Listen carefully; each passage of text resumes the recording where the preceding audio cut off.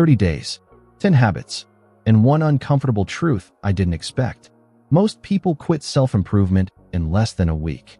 Not because they're lazy, but because what actually works feels boring at first. No instant change. No dramatic moment. Just repetition that almost tricks you into quitting. I almost quit too. Around day 7, it started to feel pointless. Same actions, same effort, no visible result. And that's exactly where most people stop. But here's the strange part. If you push past that phase, something begins to shift. Quietly, gradually, almost like your brain is catching up to your behavior. So I kept going. This wasn't about becoming perfect. That idea breaks fast. This was about testing something more real. What habits actually survive when motivation disappears and life gets messy? Some habits worked immediately. Others resisted hard. One nearly made me give up completely. And one, near the end, changed everything in a way I didn't expect. There's a line often linked to William James. We are what we repeatedly do. It sounds simple, but living it, that's a different story. Stay with me, because the habit most people ignore is the one that holds everything together. Before we start, like this video, drop a comment, share it with someone who needs this, and subscribe. And don't skip, because if you miss the last part, you'll miss the point. Number 1. Waking up without negotiation. No snooze. No internal debate. Just up. The first few days felt unnatural. Your brain argues back. It offers reasonable excuses. But here's what seems to happen. When you remove the decision, you reduce friction. Research on decision fatigue may suggest that fewer early choices preserve mental energy later. That appeared true here. Not easier, just cleaner. There's a quiet authority in standing up when you said you would. No applause, but something registers. And if you're wondering whether this alone changes your life, no, but it sets a tone.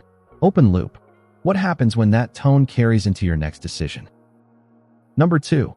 10 minutes of stillness. No music, no phone, just sitting. At first, it feels like nothing is happening.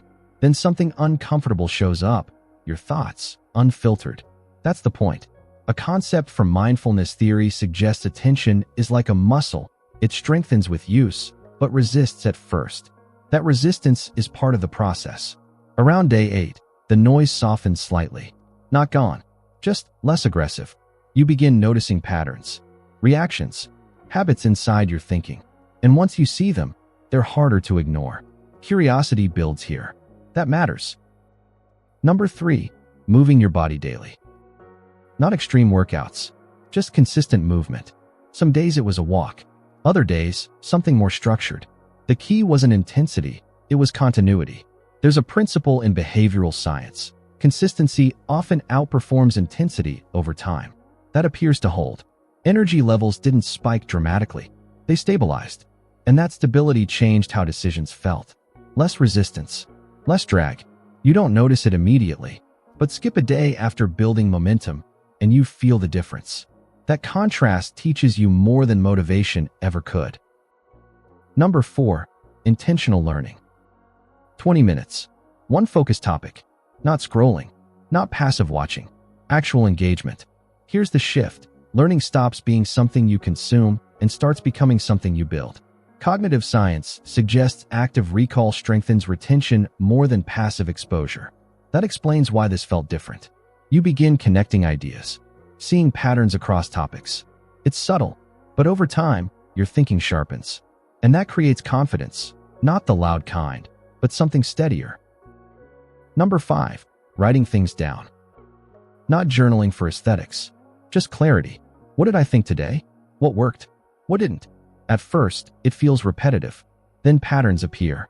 There's a theory in psychology that writing externalizes thought, making it easier to examine. That seemed accurate. One short entry changed everything. I'm not tired. I'm avoiding. That sentence didn't fix anything, but it exposed something. And once exposed, it's harder to ignore. Number 6. Limiting digital noise. This one was uncomfortable. Reducing random scrolling felt like removing a background habit you didn't realize was constant. Time didn't magically appear. It revealed itself. Media theory often discusses attention as a limited resource. Once you see where it goes, you start guarding it. There was resistance here. Strong resistance, but also space. And in that space, better decisions had room to exist. Number 7. Doing one hard thing first. Before anything else, one task you'd normally delay. This wasn't about productivity hacks. It was psychological. Avoidance creates weight. Completing the task removes it. There's evidence suggesting that task completion reduces cognitive load. That felt true in practice. The day feels lighter afterward. Not easier, but clearer. And clarity compounds. Number 8. Controlled inputs, what you consume. Not just less content, better content. This includes what you watch, read, and listen to. There's a theory called cognitive priming. What you consume influences how you think afterward.